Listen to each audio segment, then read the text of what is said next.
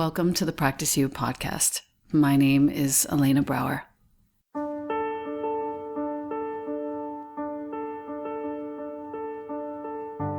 Together, we'll explore and enjoy content and conversations around mastering transitions in our relations, our wellness, our careers, our families, and especially in our missions and visions.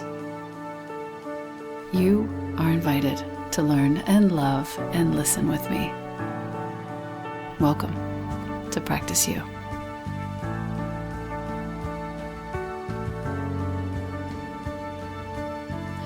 Welcome back to the podcast.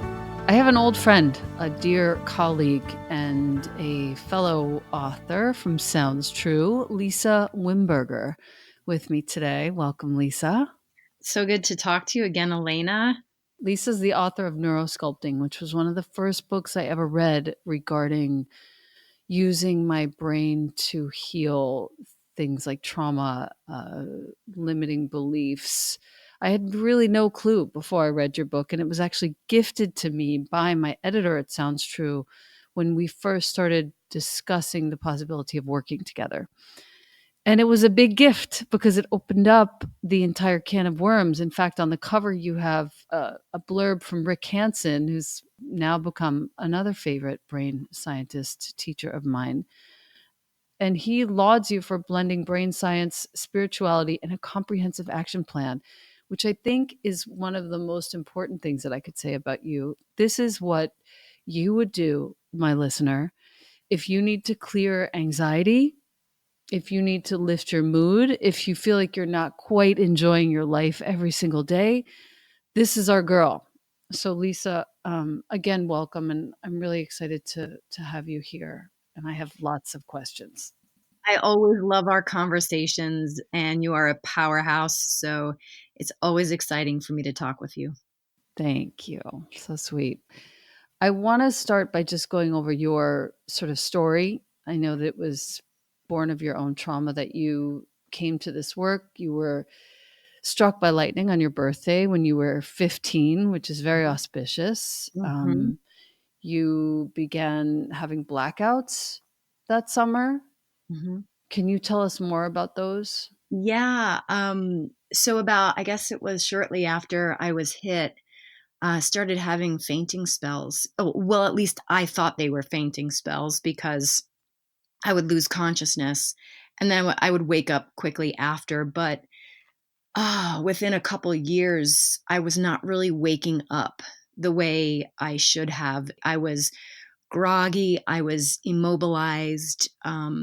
Probably by the time I was 18, I would come out of these episodes and I would be, in a puddle on the floor, totally immobilized, can't move because I'm about to like lose my bowels or vomit all over the place, or couldn't even really control my muscles.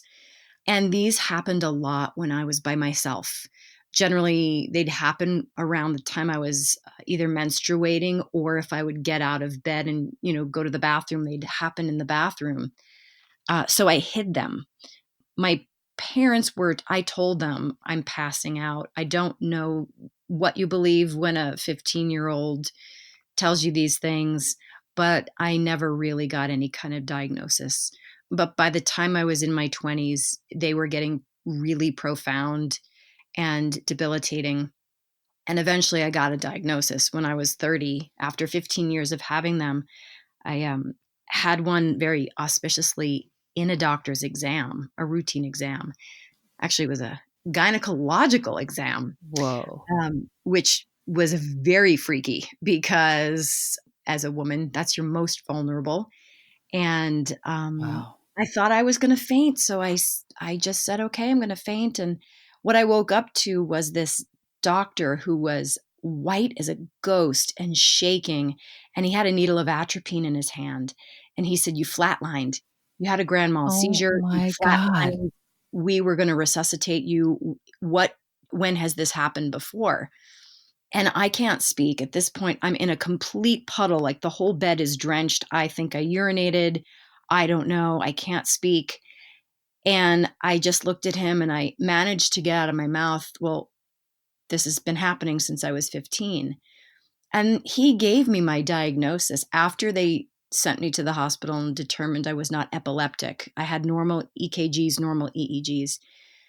They told me I had extreme vasovagal syncope, meaning my vagus nerve was putting me into an extreme freeze response reaction to stress. And I was doing the play dead option so well that I was going into bradycardia, dropping my heart rate, and eventually flatlining. And that was the beginning of the aha moments, like, oh my God, this is stress? How could this be stress? I'm a meditator. My whole life, I've been a meditator. The seizures got much worse. And the very last one I had, I just could not breathe again on my own. And I knew if I had been alone during that one, I probably wouldn't have come back. And at that point, I knew I had to do something about it.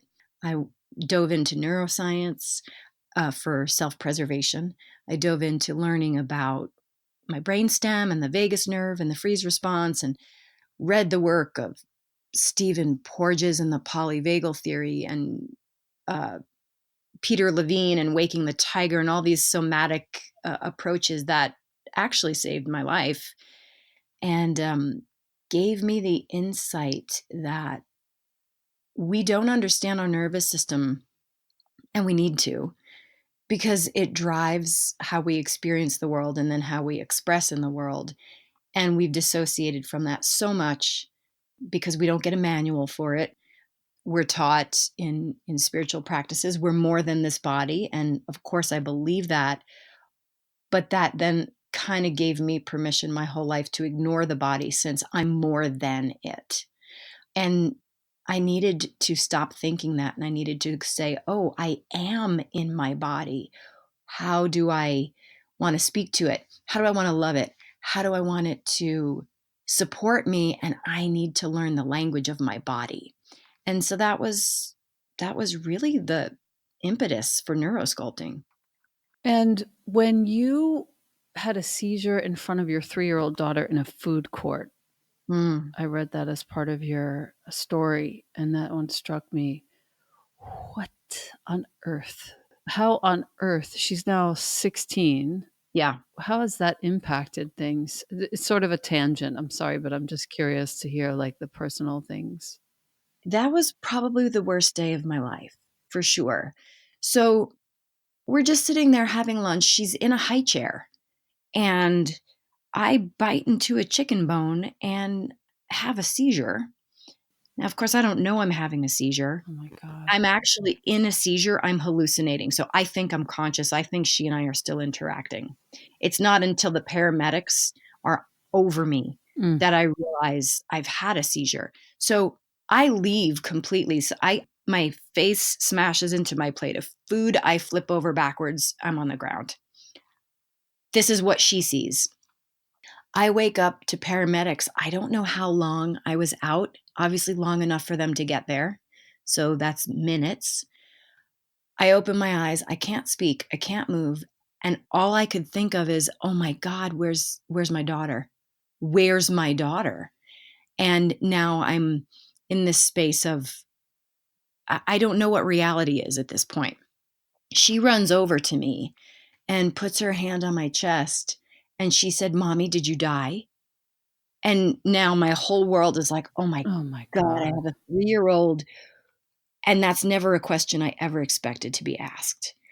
And now I'm starting to project the long term. What do I do for her to reestablish her sense of safety in the world? Because there's none. She just watched mom exit.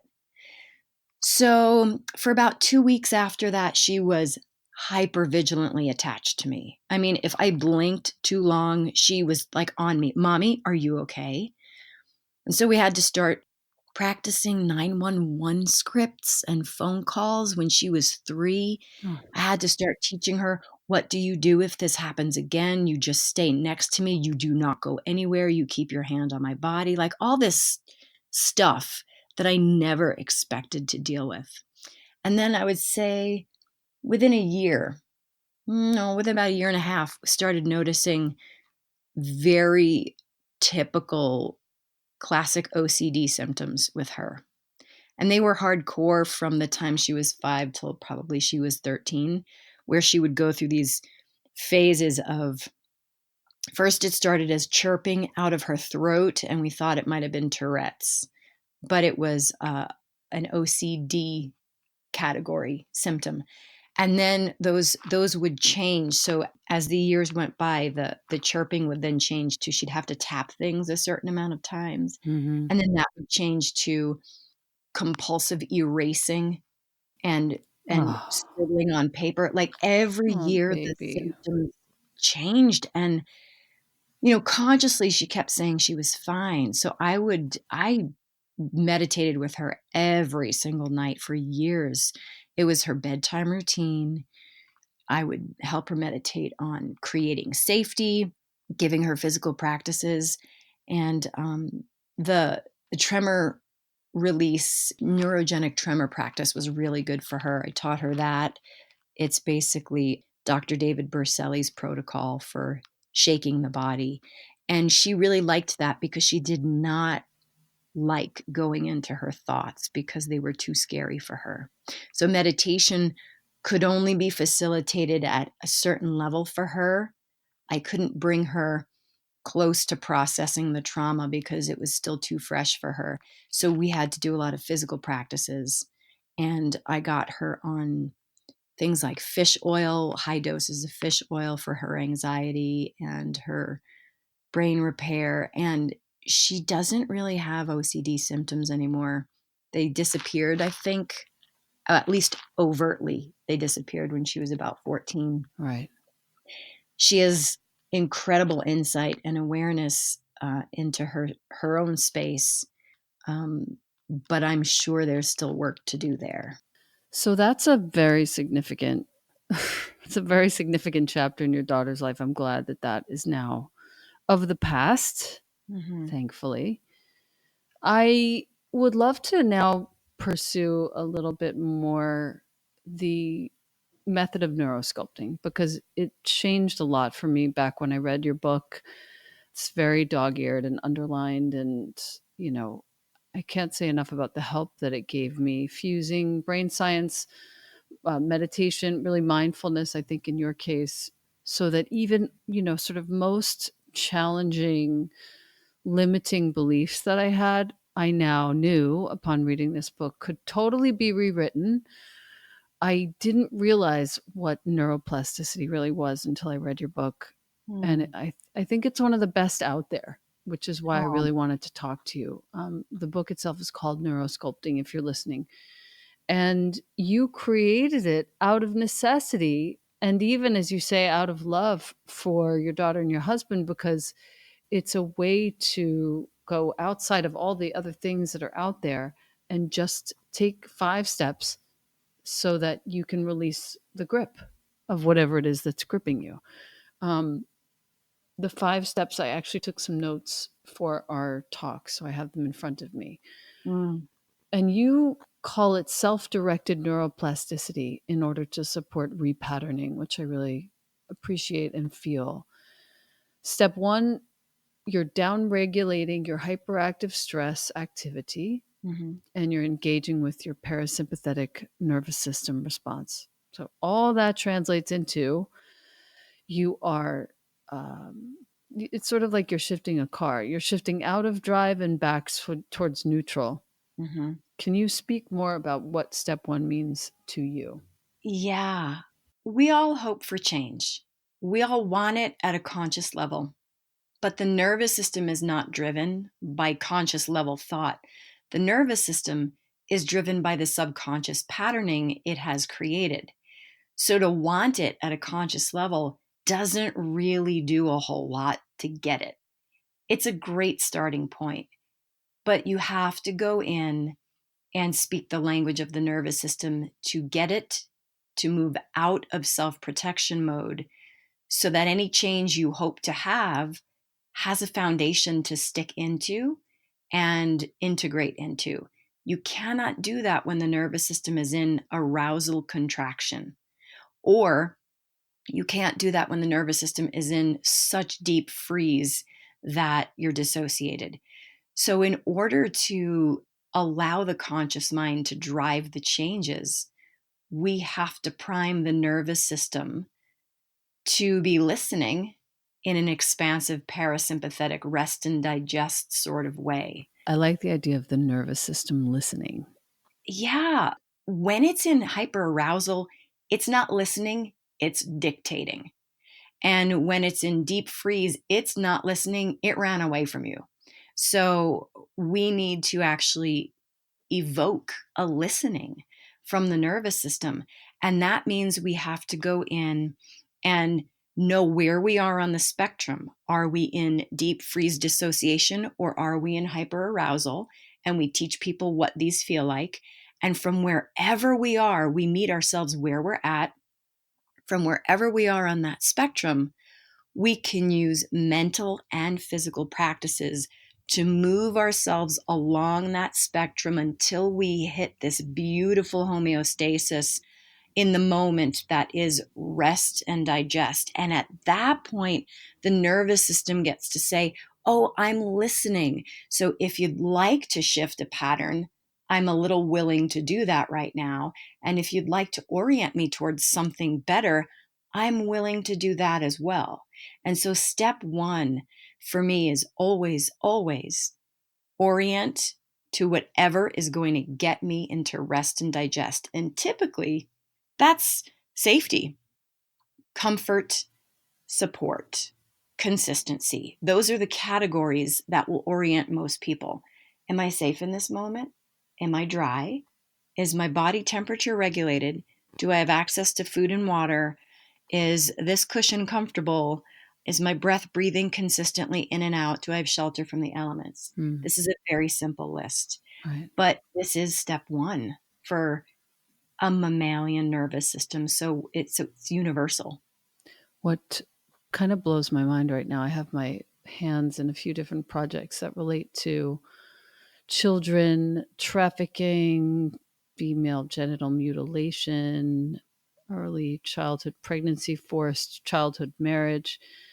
These are things that I just want to put a highlighter pen on the fact that these steps that we're going through right now are complete luxuries for most of Mhm, us. When you're in a survival situation, step one isn't quite an option. mhm. So I just wanted to point that out. Yeah, and so for those people, that's where the shaking comes in. That's where the physical practices come in. And the beautiful thing about neurosculpting is we recognize there are two ways into the nervous system. One is top down, thoughts affect the nervous system, and one is bottom up through the body to then influence the thoughts. And we cannot ever assume that everyone can go in the same way. So, for people who cannot orient to safety because perhaps they've never ever known it, we go in through the body. They can shake. Shaking is profoundly regulatory, regulating for the nervous system. It will take a level of dissociation and scale it back to a bit of embodiment. It will take a level of hyperarousal and discharge the energy of that and bring that closer to homeostasis. So, when we think of in the herbal world, there are adaptogen herbs that tend to know just what the body needs and will change their influence on the body based on your needs. Neurogenic tremoring is that to the body. It will take you no matter what your response and help move you in a direction towards more regulation. So, like for instance, my daughter, she could not use her top down process to get to homeostasis. Thoughts were too scary for her. So, for her, we had to go bottom up in through the body. And perhaps for those girls in trafficking situations or mutilation situations, there really is a difficult time going top down. And so that's why we have to learn the language of the nervous system because there's more than one way into it. This neurogenic tremoring, first of all, I want to spell it for my listener, Neurogenic. Enic. Tremor, Tremor. The doctor's name is David. Can you spell his last name? Berceli, Bercelli. Thank you. So that is work that I've actually been privy to once or twice, but I didn't know what it was called. And it is extremely helpful for certain types of trauma. Hmm. So I'm really grateful that you mentioned it because I found benefit from it when I used it, when it was presented to me. We're leading into step 2 now, where enhanced focused attention is now happening. Hmm. So now we've got the nervous system listening, right? We've got it a little bit more compliant, a little bit more on our side. Now, what we want to do is enhance the way the mind is able to focus because we want to optimize what we're going to feed into the nervous system. So, we want to enhance focused attention. And the way we do that is we bring a lot of activity to the front of the brain.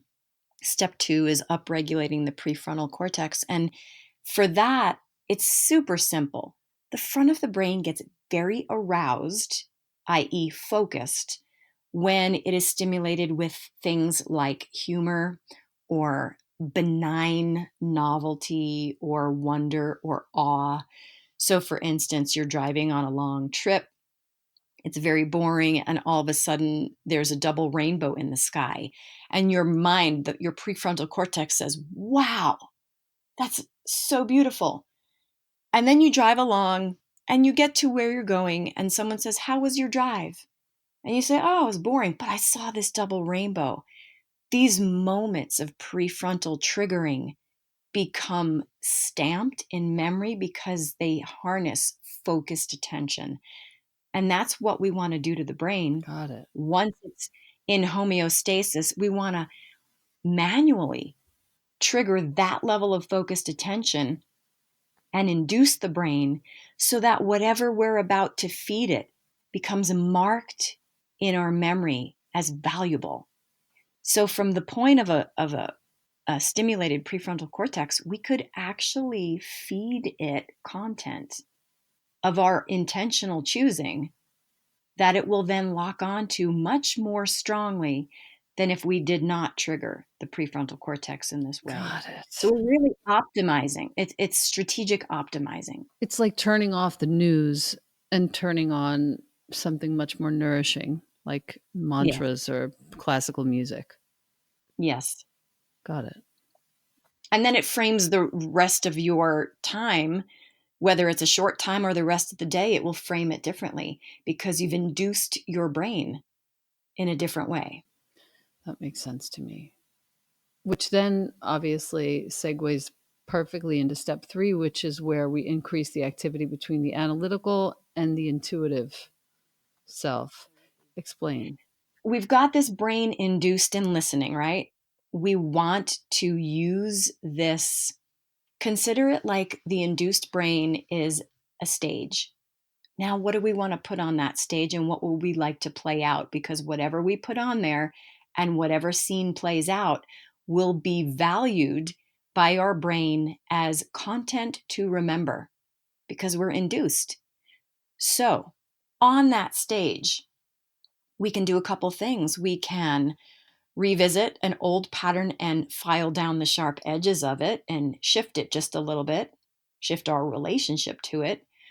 Or we can create a brand new story and juice it up with details. But the strategic aspect of this storytelling part is that we want to use more real estate of the brain in the telling because the brain will then again value this information more strongly, higher value. Real estate is value to the brain. Right. So if we recruit participation in the story from both the left hemisphere and the right hemisphere in a rich way, the story we're telling becomes much more memorable. And this is how change happens. Change requires memory.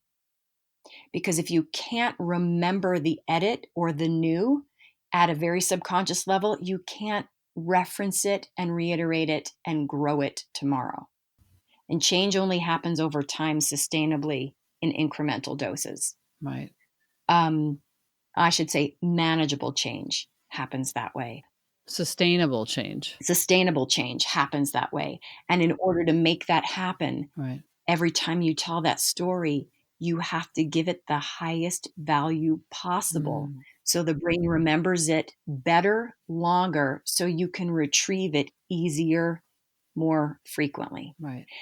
And so we optimize the storytelling part by very intentionally recruiting left and right hemisphere engagement. I call this a toggle across the midline of the brain. And as somatic people, I know a lot of your audience really has a deep relationship to the somatics and to yoga and body. If you think about the body, anything you do with grace happens because you cross the midline. You counterbalance. For every step forward with your right foot, there is an equal and opposite counter on the left side of your body. This crossing of the midline is inherently necessary for grace, balance, poise, skill, and for learning. And it's the same in the brain. When we get to cross the midline intentionally, we optimize all of those things within the storytelling.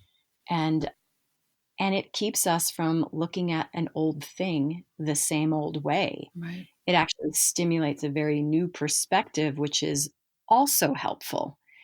So, step three does so many different things. Mm. Step three is profound for me. I got the chance to interview my kid in one of the earlier episodes of the podcast, and we talked about the fact that right after his dad and I separated, I told my kid the story of a little girl named Elena and would sort of add detail and different aspects and facets to it every night. But I told the story for several, like probably a year and a half, 2 years, several months, of how Elena went through her life and all the things that she liked and all the things that she did, and then all the way up to meeting his dad, all the way up to our deep and beautiful love, and how that love gently turned into a friendship. Now, at the time, that wasn't actually the case, Mm, but it became so because I kept telling the story and seeing Jonah's delight in it every night at bedtime. It became true in a funny way. that's so beautiful. But it's exactly the step 3, I now realize. Yes. So Yep. interesting. Anything you tell yourself long enough will become true. Right. And if you tell it to yourself in an induced way with a very strategic neuroplastic enhancement, Mm. you'll believe it faster. We have a great coach. My doTERRA team, we have this coach called Deb Erickson, she has a company called the ICANN Institute, and all of her Mm. tools are basically neuro tools. Mhm. And this is exactly what she teaches. That's amazing. I get it. Okay, step 4. Step 4. This one has a lot of big words in it, girl. Yes, I know. All right, I'll break it down. Good. Step 4 is the opposite of "you're not your body." Let's put it that way. And here's the importance of step 4.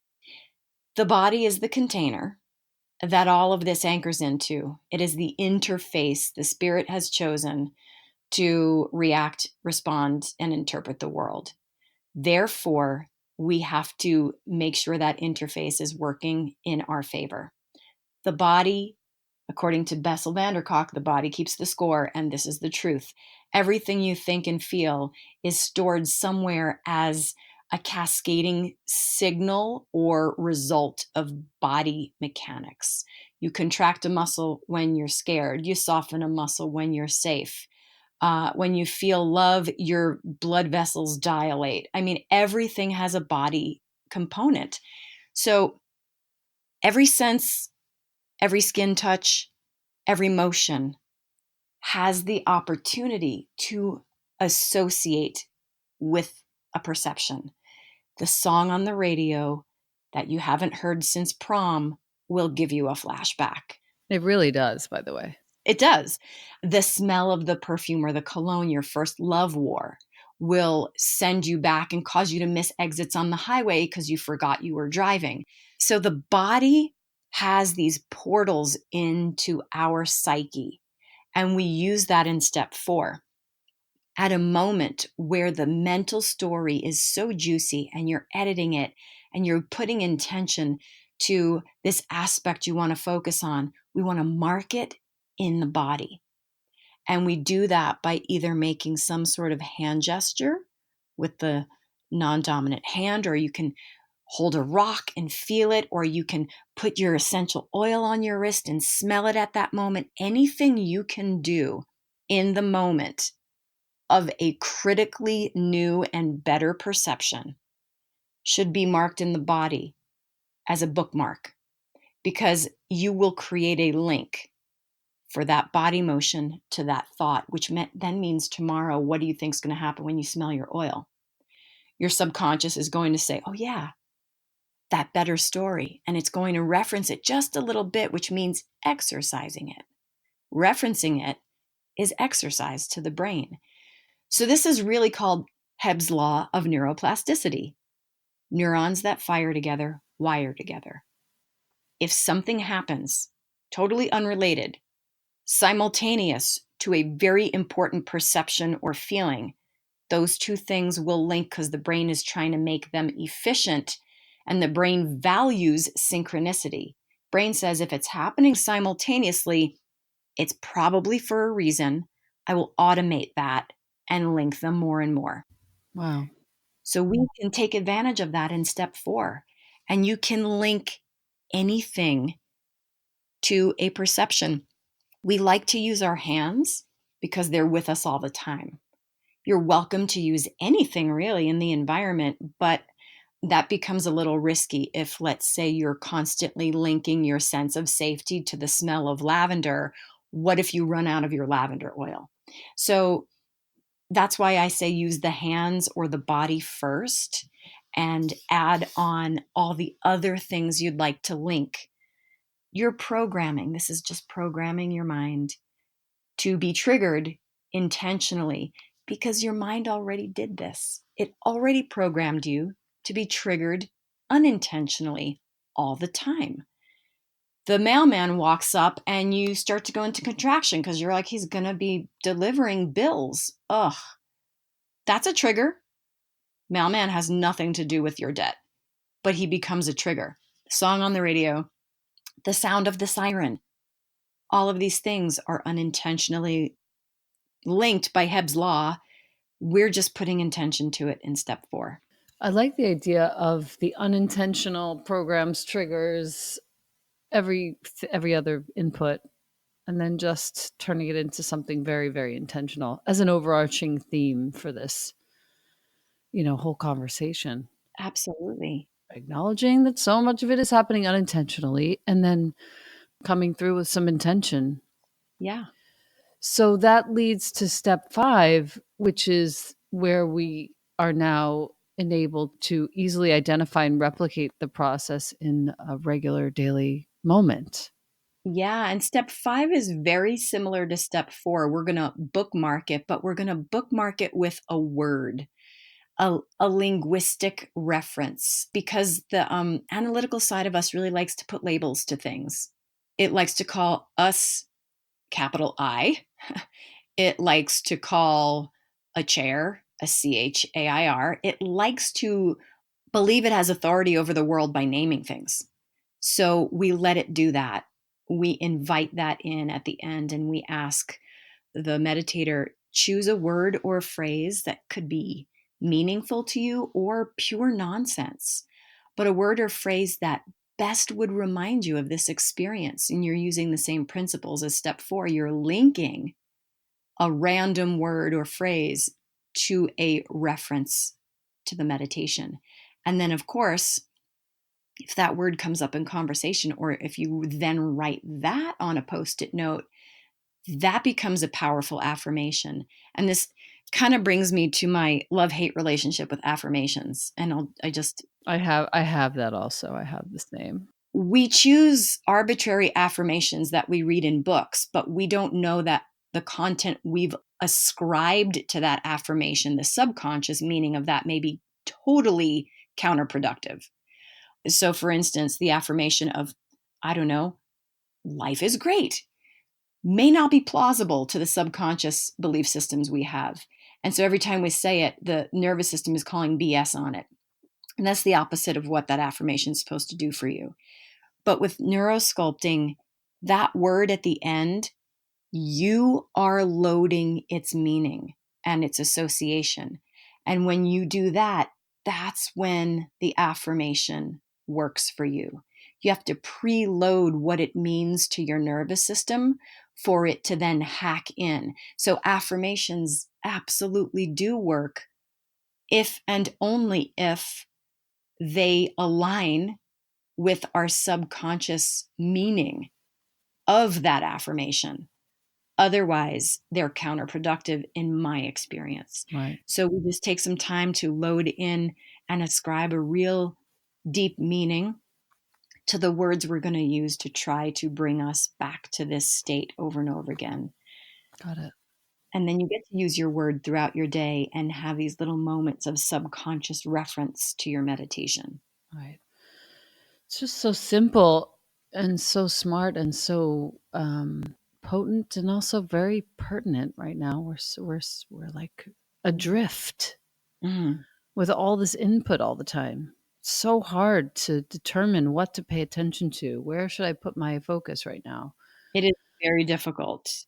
Oh my God. Even for, people who are surrounded by teachers and information that is pure to benefit, it's very hard to focus. So I really appreciate the work that you're doing. I'd love to hear about your vision for the future of your work. Like, where do you see this going? Tell us more. You know, I've often just let it tell me where it needs to go. Hmm. A lot of times I've had an agenda and I realize that that agenda is coming from a conscious level, but my subconscious is doing all sorts of different things with it. So here's my hope.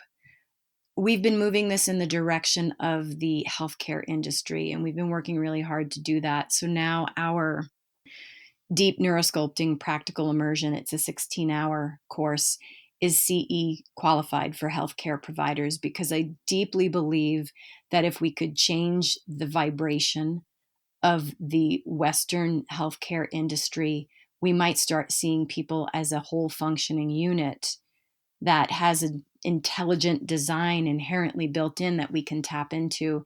And maybe the face of disease treatment could change. So we've been working for the last couple of years to get that recognized in the medical industry, and it's starting. And we've got some studies that are about to be published. And now this main course is available for psychiatrists and psychologists and nurses to get, CEs for, which is fantastic. We have a fair amount of practitioners, nurses, therapists listening. I would love to just have you take a moment to spell out precisely what course is available to them. It is the Warrior One neurosculpting course. It's on the website in our online learning store.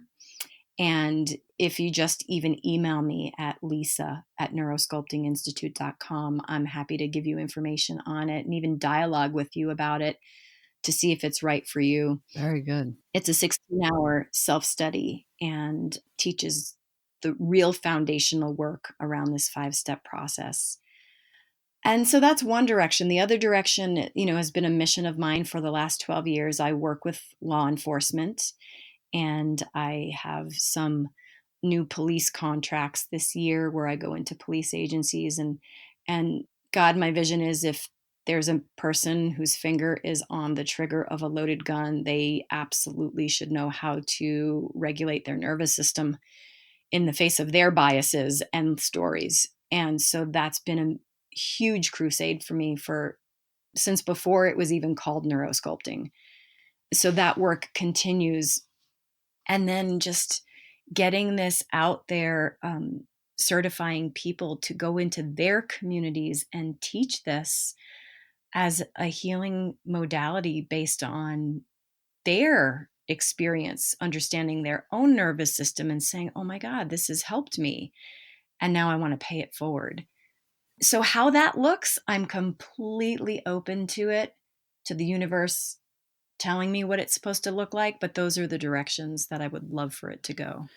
So let's get really practical. Typically, I asked each of my guests 3 questions, but I'm changing things up today because I want to ask you a much more important question. I've just had, let's say, for example, I've just had a fight with, I don't know, my boss or my lover or something that has really rattled my cage.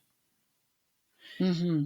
Talk me through the steps, the neurosculpting steps, so that I can get out of my mindset, which is everything is crumbling. Everything is going to fall apart right now. I have nowhere to go. And instead of doing anything productive, I've started texting friends complaining about things or some such, Mm-hmm. some unproductive activity. Yeah. Teach me what I would do if something, even something more traumatic happened. What do I do? Okay. First thing, and this might deviate a little bit from the 5 steps. First thing is I would shake 1000% first step. What does that mean exactly though? Because somebody might not know. 10 seconds of vigorous shaking, head, arms, legs, almost like you're maybe even running in place, but even more vigorous. That's because the first thing I want to do is get the muscles to discharge their contraction because that will help the mind calm faster. If the muscles are allowed to stay contracted, I'm going to go into mind chatter and I'm not going to be able to stop texting my friends, right? So I hack in from bottom up first and I do 10, 15 seconds of shaking. Like when you got that cold chill that runs up your neck and you have that shiver and you go, ugh, like that, and your body twitches, that kind of shaking. Got it. So I do that first. Next thing I do is I pull out my safety, comfort, support checklist. And that is, all right, maybe life sucks right now, but I am dry. I am in a building that is protecting me from the snow or the rain or the wind. I have my snacks in my drawer. Okay, I know where the bathroom is. I will literally, in my mind, go through a basic needs checklist because that is going to measurably chill out your fight, flee, midbrain response. Even if it's only one little notch, you want to start the process of downregulation. So, shaking first, reliability, consistency, safety, support checklist second. And literally, this all takes like 30 seconds. And then from there, if you can invite yourself to notice one new bizarre aspect of your environment in the moment, or if you could bring to mind something ridiculous like, all right, life sucks, but what would it look like if my boss had a clown nose on right now? Or how ridiculous would it be if my lover who I was fighting with right now had, 3 arms? If you could bring to mind something so bizarre and novel, you'll pop yourself into your prefrontal cortex. Right. From there, that might be all you actually get to do. But that is a massive amount because now your nervous system is poised differently to deal with the in the moment experience. Later, what I would do is I would ask myself, what stories of mine came up? Was it my not enough story? Was it my I need to be validated by you story? And that's when I would go into a full meditation and go to step 3 and look at that story when I evoke it. Where does that live in my body? And can I shift my body's response to that story? And then can I mark that shift with step 4 and 5 with a hand gesture and a word? So I would actually break up the steps. I would do the steps shaking as a precursor, and then steps 1 and 2 for in the moment, and then later do the full 5 steps for a debrief resculpting of the way I store today's experience. Got it. And the hand gestures and other things, where can I or my listener learn more about those practices? Yes, I mean, they can always just come to the Institute and take a bite-sized chunk class and we'll teach you how to use that. But in general, the hand gesture and the words kind of need to be loaded with meaning before they can be used in the moment. So I would associate a hand gesture a few times in a meditation for it to then be something I could use in the moment to bring me back to that state. So those are a little bit, they take a little preloading and a little repetition. But just after a few times, let's say you've loaded in a hand gesture to a point in your meditation where you're actually exhaling and softening. If you've done that a few times, then in the moment, that hand gesture might evoke that down regulation. So it takes a little preloading, but then it works in the moment as a daily use tool as well. Got it. So it's basically there's no hand gesture to learn. It's something that you do that you make up for yourself that gets loaded with a meaning that takes you from point A to point B, point A being something incredibly negative and point B being, okay, I'm healing again. Yes, correct. Great. All right, good. Um, I want to thank you so much for the time today, and I also wanted to point out that you also have a kids book, The Monster Story. Will you talk a little bit about that for the babies? I wrote it for my daughter after the episode in the food court because I went, "Oh my god, so that memory is now the monster under her bed and it's going to plague her." And then I thought about children everywhere and I was telling this kid story in a class that I was teaching at Naropa in Boulder, Colorado. It teach as part of their human growth and development course. And as I was telling this kid story to illustrate the power of an experience to turn into a story that turns into something that haunts us, I used this kid story to explain the dynamics between the hippocampus and the amygdala as characters in the library that gives you these stories. And the director stood up and said, "Oh my God, every kid needs to read that book." And I thought, huh, I'm telling the story because I developed it for my daughter. But yeah, I do think kids need to read this book. So I wrote it. And so The Monster Under Your Bed is just a story in your head is a book designed to teach neuroliteracy to children. And it's designed to teach it in a story way where the child is actually learning the 5 steps of neurosculpting within the story. And the caregiver or parent who's reading their child the story is also learning how to facilitate that with their child. And then it's got some tips at the back for helping the children get a little bit more intentionally neuroplastic. Mm. And you know, it's a book to teach critical neuroliteracy skills to children who, as you now know with the work you're doing, are facing global catastrophic level experiences with no tools. None. And these are the kids that are going to lead us in the future. And we need to do our job now to give them the tools to create a world that's good for them. Otherwise, we're robbing them. We're robbing them right now. I would love, if I could, I'm working with an organization called Girls on Fire Leaders, and I would love to, I don't know, even pay you for an hour of your time to just give me a really nice step by step what I can teach them when I go to Kenya to see them. Um, Mm. that would pertain to their experience because it's so different, obviously, than what you and I are experiencing right now in our beautiful homes in the United States of America, as completely fucked up as all of this is.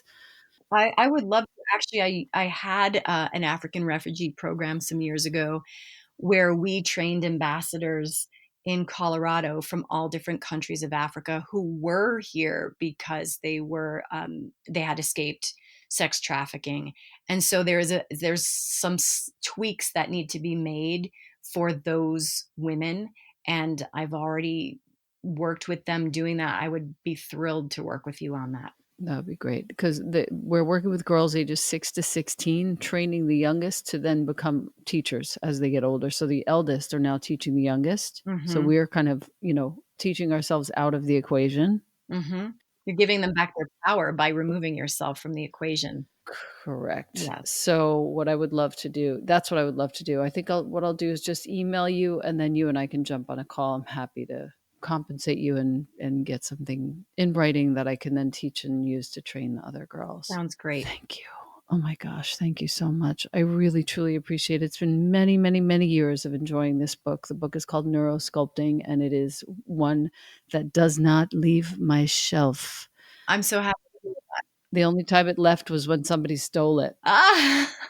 I had to buy it again and underline and reread again, of course. Oh, thank you so much, Elena, and for all of the amazing work you are putting out to the world.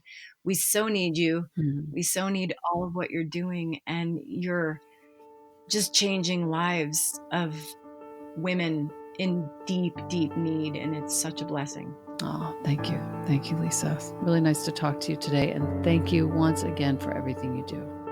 You too, you have a wonderful day. Thank you.